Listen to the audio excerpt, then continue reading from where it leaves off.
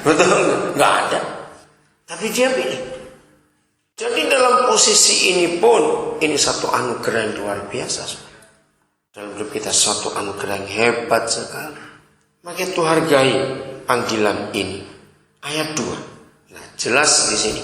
Dari tadi kita bicarakan jelas. Ia telah apa? Nah, apa kita? Mulutku. Lihat itu. Mulut. Berani bicara. Ya jangan ngawur ngomongnya. Berani bicara. Ada kuasa yang Tuhan berikan buat kita. Ada kuasa.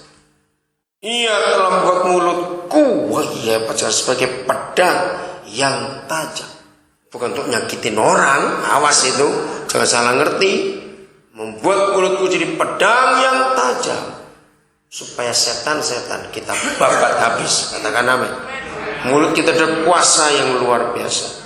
Dan membuat aku berlindung dalam naungan tangannya. Nah, inilah jaminan panggilan itu, saudara. Saya ulangi, inilah jaminan panggilan kita. Dia memberi kita suatu kekuatan, perlindungan, sesuatu penjagaan yang luar biasa. Jadi jangan takut, amin. Untuk melakukan apa saja yang Tuhan kita suruh, kita tidak boleh takut. Karena di mulut kita ada kuasa dan kita berlindung dalam naungannya. Ia telah membuat aku menjadi apa? Anak panah yang runcing. Jadi anak panah itu dibidikkan, melesat ke tempat, ke arah sasaran. Jadi kita dibawa Tuhan seperti itu.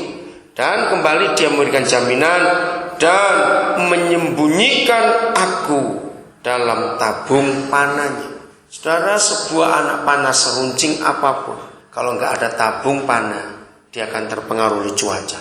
Tapi puji Tuhan, Bapa di surga melindungi kita dalam tabung panahnya itu. Maka itu jangan takut. Dijadikan mulut kita sebagai pedang yang tajam, hidup kita sebagai anak panah yang runcing, tepat kepada sasaran yang Tuhan tunjukkan kepada kita. Saya lompat langsung ke ayat 9. Ya, lompat langsung ke ayat yang ke-6.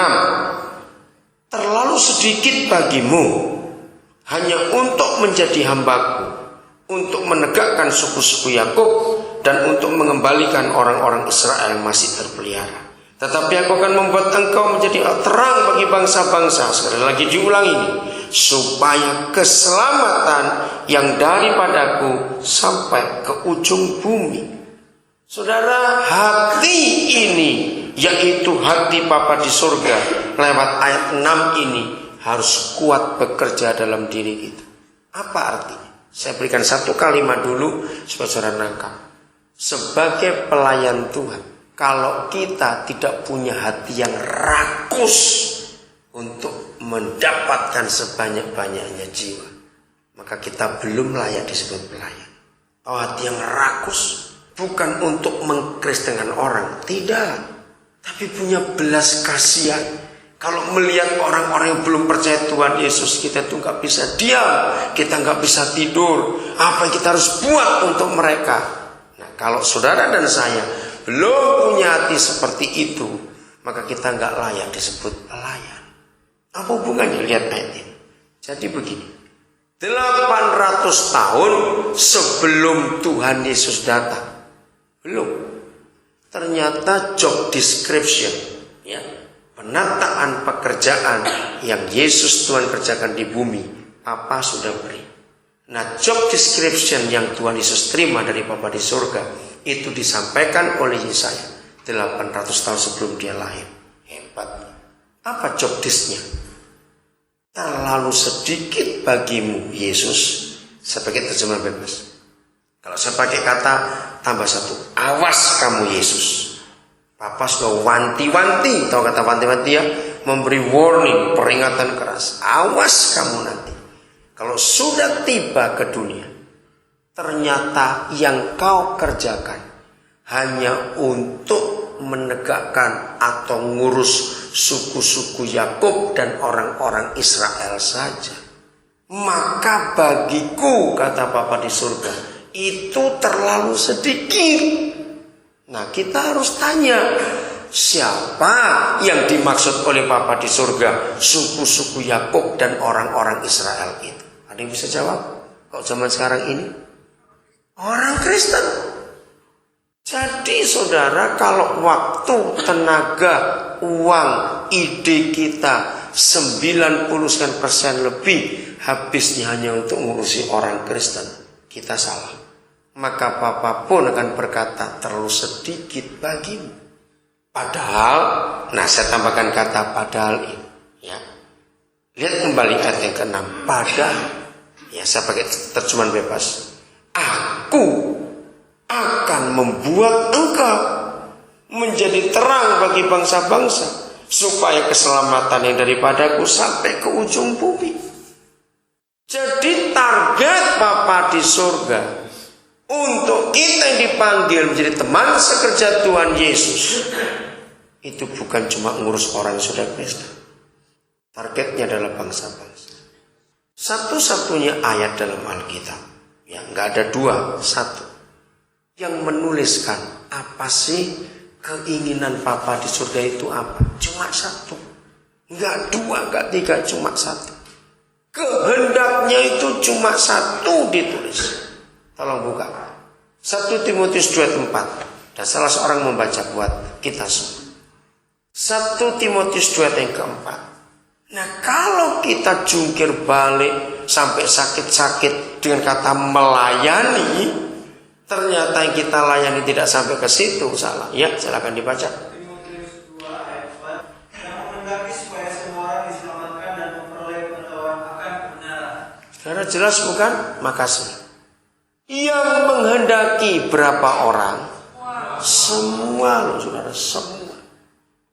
Bukan dikristenkan, tapi diselamatkan. Sampai memperoleh pengetahuan, pengenalan akan kebenaran. Siapa kebenaran itu?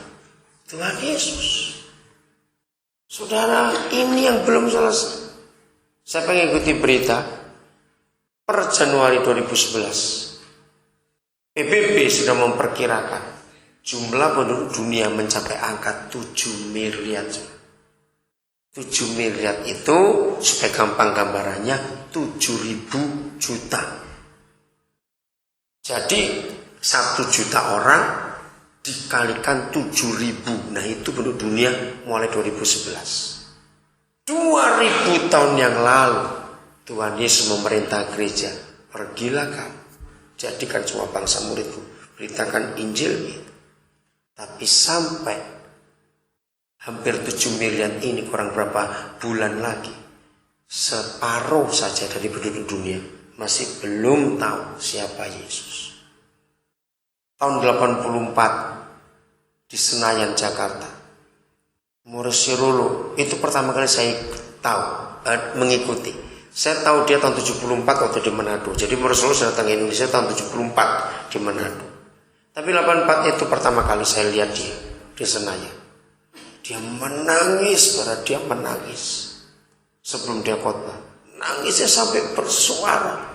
Waduh, saya belum pernah lihat seorang penginjil bisa begitu hancur hatinya. Dia nangisnya begini. 2 bulan yang lalu saya dari sebuah kampung, satu negara di Afrika, saya lupa. Begitu turun dari pesawat, kami harus naik bis sekian belas jam baru sampai kampung itu. Saya melihat ada Coca-Cola di situ. Bulan yang lalu saya ke India, turun dari pesawat, kami harus naik mobil lagi, sekian jauh lagi, entah berapa ratus kilometer, terpencil, ada Coca-Cola juga. Dan seterusnya dia cerita, mengapa Coca-Cola bisa lebih dikenal daripada Tuhan Yesus? Apa kerja kita? Dia menangis betul. Maka itu saya nggak bisa lupa, walaupun sudah sekian tahun yang lalu. Dan itu betul, saudara. Kenapa? Sampai Coca-Cola lebih hebat, lebih bisa di mana-mana daripada Tuhan Yesus. Karena kita tidak mau melihat kembali Yesaya 49 ini. Nggak usah jauh-jauh. Nggak usah jauh-jauh. Siapa saja di antara kita yang punya pembantu,